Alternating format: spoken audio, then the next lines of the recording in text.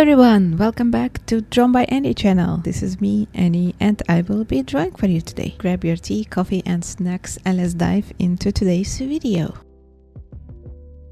So in the previous video and last time I was working on the sketchbook spread that featured Natsume from Natsume's Book of Friends. This was a suggestion given by one of you guys and I'm very excited to start working on the second part of the spread. Thanks for a lovely person under nickname Breezy Sketch for giving me this suggestion, and let's get started. So when I was browsing through ideas on what to do with fan art of Natsume, I was trying to look for some original artists' work and some screenshots from anime since I haven't seen the show yet. So I just went on and did my visual research, and I had this idea pop in my head that I want to draw Natsume holding this cat, and I wanted it to be on a background of a window that would feature some Japanese culture or like some stereotypes, let's say, but like, you know, the good ones. So I decided I would divide this window on the sectors and fill the sectors with something that fits the Japanese culture stereotype. So I looked up for some patterns and went through my own imaginary stereotypes, let's say. And I found out that koi fish and lanterns are the most big stereotypes in my head about Japanese culture. So I decided to just go on with that. Went online and found some references and used those for drawing a little koi fish and lantern, and then just fill in the other sectors of the window with some patterns and Japanese style decorations. For the left side sketch, I decided I would go with more colder colors just to contrast out the sketch on the right. And also, for some reason, I think that Natsume is a very soft person, so I decided to go with pastel colors this time. And I'm starting out with coloring the base color of the background and then going in with base colors for the character himself, just to see what color of his kimono I want to pick. But for the starters, I'm going to use some of the gray marker to mark out the volume and the base shadows, just like I did in my Inuyasha video. So if you haven't seen that one, go check it out on my channel. And since I'm using the cold pastel colors on the background, I think I'm going to keep on with similar palette on his kimono, but first I'm going to mark out the specific elements on the background with some warm orange accent. The reason why I'm picking orange is because the cat also has this spot on his head, so I'm just gonna continue with this idea and also to match the overall mood and the color palette. So some of the elements of the character and background are actually matching, so it will look more blending or like united, if that makes sense. It's nice to have some matching elements or colors or patterns between the character and the background, but also I don't want to overload too much with the details and patterns, so I'm just gonna keep the window stuff detailed, and Natsume and his kimono and cat are going to be as close to the original as possible, so I'm not gonna add any extras from myself this time. So this is like trying to mimic the anime or original manga style Natsume compared to the close-up portrait on the right that is more in my style and with some extra lines on the eyes and the face and etc. And around mid-process, Sparrow decided to check on me, so say hi to Sparrow, and I'm giving him some love and some scratches on his chin. And while he's chilling here with me, I'm gonna put last base colors on his eyes and kimono and then start with my line art. When I did the sketches preparation for the sketchbook spread, I found myself thinking that when I was just starting out drawing when I was a small kid, I didn't really have a lot of facial expressions on my characters. I started with drawing anime scribbles, watching my favorite shows, Shaman King, Naruto, and drawing comics with my school friends. And I remember that we didn't really have much emotions in our characters. At least my drawings compared to other girls' drawings, they felt more stale or like emotionless. Like when I tried to draw the comics, most of the frames and character sprites, they kind of looked the same. Maybe only eyes position changed and sometimes maybe open mouth, or I was drawing like straight look or a side look, like a side portrait. So the character would either look straight into the viewer or like 90 degrees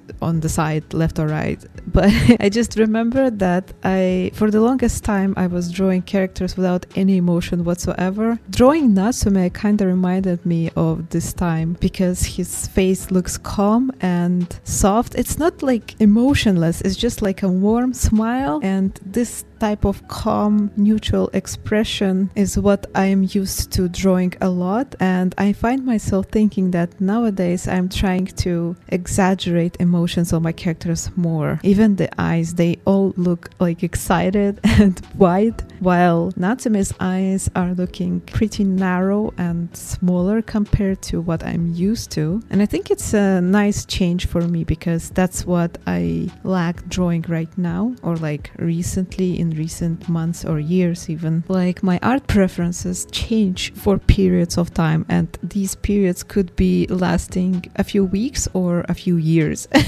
So for the longest time when I was starting out, I was drawing very emotionless and stale characters, and then as time went on, I tried to add variety to my drawings and kind of learn new emotions along the way. And now I'm more into very emotion rich characters and exciting characters and action and stuff like that. So it's nice to have a little bit of a slowdown and like pause for a little bit and calm down and like remind yourself that it doesn't have to be full of action every second of your life. So I think Natsume as a character and probably as a show is a very nice, comforting thing to watch on a cozy evening, wrapped in a warm blanket and holding a cup of tea, coffee, or cocoa. I don't know how it's spelled correctly, cocoa or cacao, because in my language they say cacao, not cocoa. Help me. Speaking of drinks, what is your go-to drink? For me, most of the time is tea, but I've turned making drinks and drinking hot drinks into a small ritual of mine to accompany me during whatever I do around the house, or like whatever I do in general. So if I want to watch something, I usually have a cup of tea, or if I am going to draw, I have a cup of tea, or if I'm doing something on my computer, I have a cup of tea. So this is like an accessory that goes along with whatever I do, and I cannot really imagine living a life without a tea now. Maybe that's because I was working for a tea shop for a while and I just got used to drinking tea so much. But in the morning I prefer to drink some coffee because it wakes me up better, but not to make it too much caffeine in the day. Looking at how many cups I'm having, I'm just making it extremely diluted so it's not as concentrated. Otherwise my heart would just pump out of my chest and fly into space. How much cups of coffee or tea you're drinking a day? For me, it could be like 8 to 10. So like 1 cup of coffee. And I'm not speaking about a normal size, by the way. It's like a huge cup that could fit like half a liter. 500 milliliters is 1 cup for me. So like 1 cup of coffee in the morning, and then like up to 10 cups accompanying me during the day. 1 cup to vacuum or mop the floors, 1 cup to do the laundry, 1 cup to make a sketch or a drawing video, 3 cups to drink when I'm gaming, and then a cup or 2 during dinner time when me and my husband are chilling or watching something. So yeah, you can call me a teaholic, and I prefer to call myself a tea bender. Like water bender or fire bender in the Avatar series. So I would be a tea bender. I would help Uncle Iroh in his tea shop with my tea bending skills.